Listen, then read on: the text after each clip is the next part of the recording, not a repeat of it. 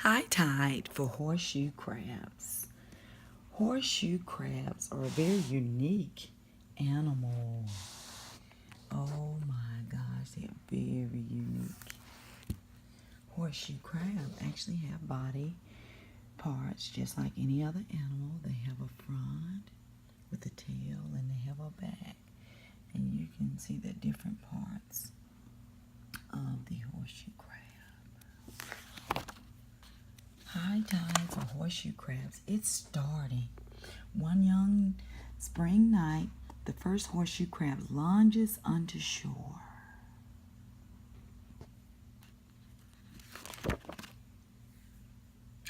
They're arriving. More horseshoe crabs follow just as generations have done since before the time of the dinosaurs.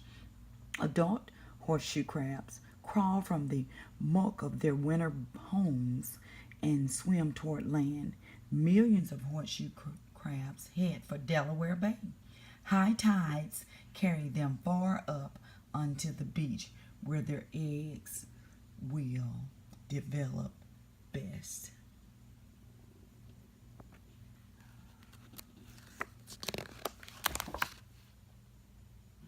They're flapping.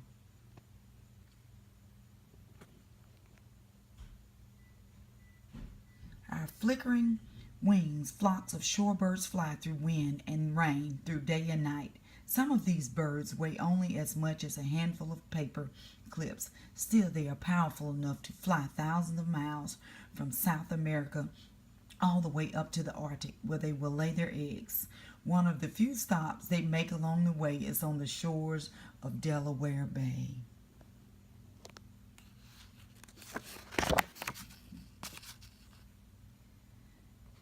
They're traveling. Scientists journey to Delaware Bay from around the world. Some come to study the horseshoe crabs. Others come to study the birds. Citizen scientists, both adults and children, come year after year to observe and help the professional scientists gather data. Families on vacation, curious about the commotion, also stop to watch the horseshoe crabs.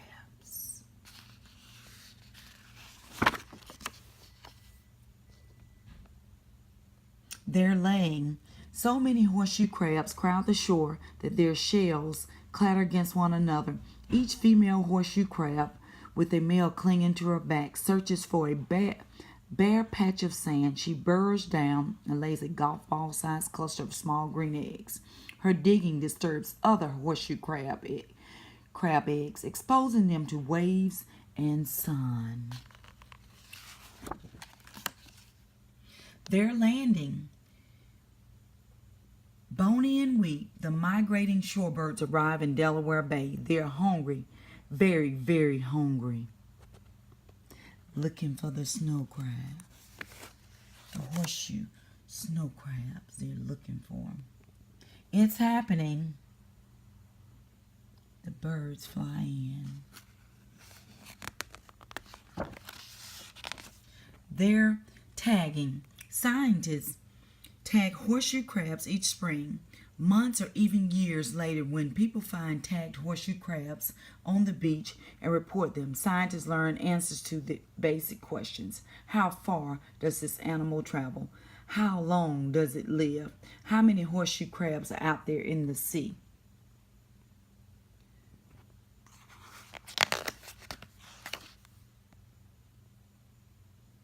They're feasting.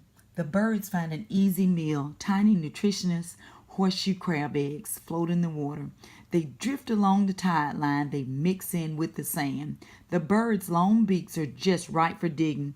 During the 2 weeks a bird spends along the shores of Delaware Bay, it gobbles so many thousands of horseshoe crab eggs that it may double its body weight.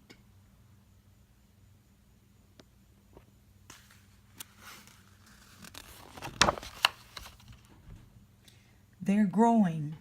Plenty of little green horseshoe crab eggs test deep in sand, protected from pointy bird beaks.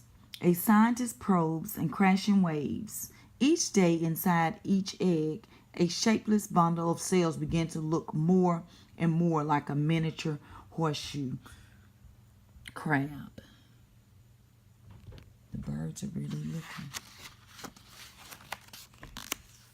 And then they're leaving. One evening when their bodies are far, fat, and the wind is just right, swoosh, in a whirl of wings, the birds leave. Some stragglers keep feeding for a few days, but most of the birds zoom up to the Arctic to lay their own eggs.